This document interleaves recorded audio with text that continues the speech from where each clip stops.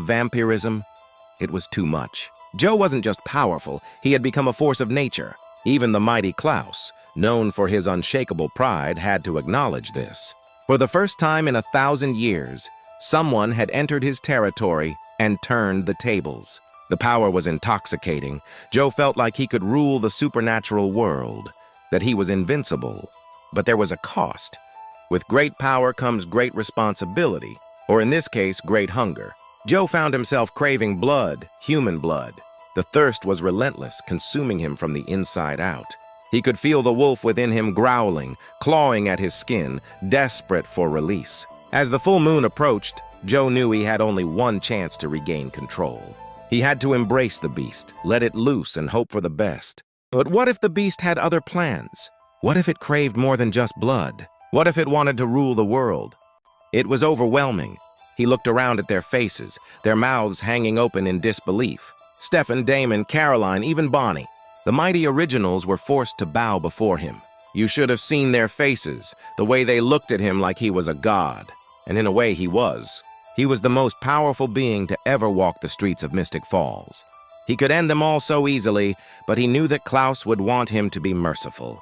So he offered them a chance to join him, to become his followers. What? No, he wouldn't. He wasn't like Klaus. He had more power, more control. He was better than Klaus. And as they stood there arguing, he could feel the power growing inside of him, threatening to consume him. He needed to get out of there before he lost control. He fled into the night, leaving them behind in the dust. So I went searching for something different, and I found this ancient lamp with a genie inside. The genie said I could have 3 wishes. And the first thing that came to my mind was my best buds, Jerry and JJ. I mean, why not share the adventure? With my first wish, I brought Jerry. This dude is like 7 feet tall with this sick blonde hair buzzed on the sides. Then with my second wish, I brought JJ.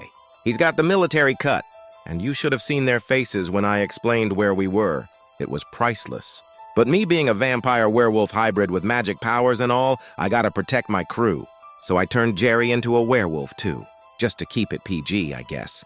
You know what's scary? The fact that they didn't even flinch when they heard that. They just stared at me like, really? That's your superpower? I was like, yeah, sure. After turning my besties Jerry and JJ into a vampire-werewolf hybrid with magic, we wanted to leave Mystic Falls. What could 3 magical hybrid gods want? We had 1 wish left out of 3 for the genie to make. That's when we had this brilliant idea. Why not wish ourselves into the Dragon Ball universe?